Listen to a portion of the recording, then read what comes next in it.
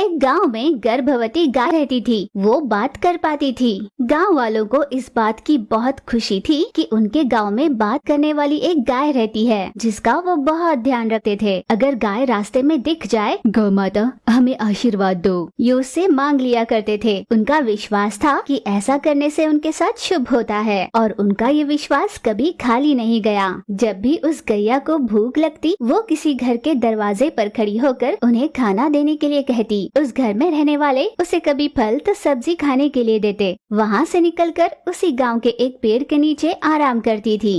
यूं ही दिन बीत रहे थे। एक दिन गौ माता को बहुत भूख लग रही थी, इसीलिए वो उस गांव में रहने वाले वेद पंडित वेंकटेश शास्त्री के घर पर उनसे आहार मांगने के लिए गई। दरवाजे पर खड़ी होकर वो जोर जोर से आवाज लगाने लगी। केवल उनकी पत्नी सुलोचना वेंकटेश्वर भगवान की पूजा कर रही थी। बाहर गर्भवती गैया जोर जोर से रंभाने लगी थी। उसकी आवाज सुन भगवान भी ना जाने कैसी कसौटी लेते हैं। क्या इस गर्भवती गैया को भी इसी समय आना था? एक और मेरे इष्ट देवता वेंकटेश्वर भगवान की पूजा, तो दूसरी ओर गर्भवती गैया की पुकार। अब मैं क्या करूं? गौ माता थोड़ा सब्र रखना, अभी वेंकटेश्वर भगवान की पूजा बस समाप्ति में है। मैं आरती कर भोग चढ़ाती हूँ और फिर तुम्हें पेट भर खाना दूंगी। एक गर्भवती गैया की भूख ज्यादा जरूरी है या भगवान की पूजा? ऐसा नहीं कहते गौ माता। तुमने आखिर वेंकटेश्वर भगवान को समझा क्या है? वो साक्षात सप्तगिरी वेंकटेश्वर भगवान है, आपदा हरने वाले। यानी क्या? जब कोई संकट में हो तो उनका नाम स्मरण करने से संकट हर जाते हैं। इसका मतलब अगर संकट में कोई भी हो तो क्या वो उनकी सहायता करते हैं? हाँ गौ माता, थोड़ी देर का सब्र रखो, मैं बस पूजा खत्म कर तुम्हें आहार दूंगी। ठीक है, मैं तुम्हारी श्रद्धा के आड़े भला क्यों आऊंगी। जाओ तुम अपनी पूजा खत्म करो और उसके बाद ही मुझे आहार देना, मैं इंतजार करूंगी। ये सुन सुलोचना खुश होकर वापस घर में लौटी। उसने वेंकटेश्वर भगवान की पूजा पूरी की। फिर कुछ फल लेकर वो गर्भवती गैया के पास गई और उसे खाने के लिए दिए। गैया ने तृप्त होकर फल खाए और फिर वहाँ से निकलकर आराम करने के लिए पेड़ के पास गई।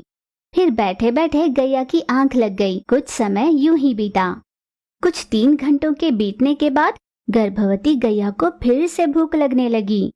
इन लोगों के दिए फल आहार से तो मेरा पेट नहीं भर रहा, बार बार भूख लग जाती है, इसीलिए मैं यहाँ से सीधे कुछ घास चरने के लिए जाती हूँ। पेट भर चर लूंगी, वैसे भी घास चरे बहुत दिन हो गए। गैया ये सोचकर वहाँ से चलती हुई खेती की ओर बढ़ी। वहाँ पर बहुत सारी हरी हरी घास थी, जिसे गैया खुशी खुशी चरने लगी। उसी जंगल में एक बड़ा सा बाघ आहार की तलाश में घूम रहा था।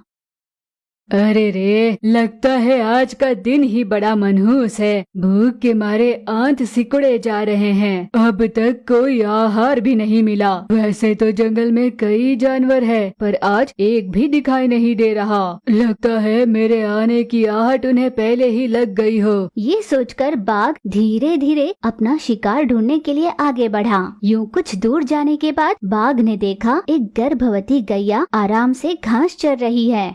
बाघ उसे देख इतना खुश हुआ कि उसके मुंह से लाल टपकने लगा। अरे वाह, आज तो मेरा दिन ही बन गया। इस रुष्ट पुष्ट गाय को खाकर तो मेरा पेट ही भर जाएगा। मेरी आहट से कहीं ये भाग न जाए। धीरे से जाकर पीछे से झपट जाता हूँ। ये सोचकर बाघ सही मौके का इंतजार करने लगा। गैया ने खूब सारा घास चर लिया था। अब उसे प्यास लग रही थी, इसलिए वो झील के पास पानी पीने के लिए निकली। गैया किनारे खड़ी होकर पानी पी रही थी तो बाघ ने सोचा कि यही सही मौका है। वो तुरंत गया और गाय पर झपट पड़ा।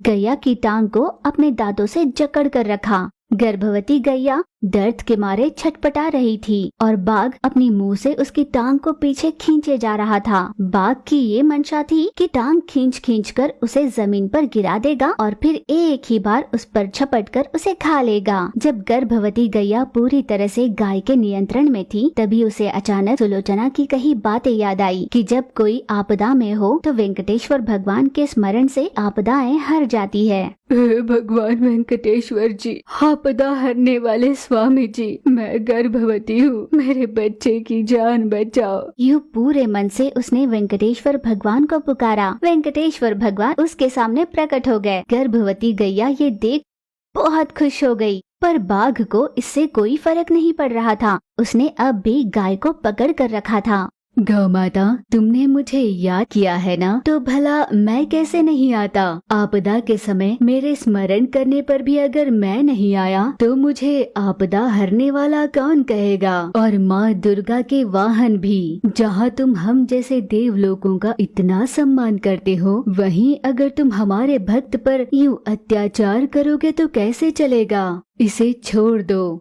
वेंकटेश्वर भगवान के ये कहने पर बाघ ने उनकी बात मानी और चुपचाप वहाँ से चला गया। वेंकटेश्वर भगवान ने अपने दिव्य शक्ति से गाय के घाव को ठीक कर दिया और उसे सही सलामत गांव वापस भेजा। उस दिन से गैया के मन में भी वेंकटेश्वर भगवान के लिए श्रद्धा बढ़ गई।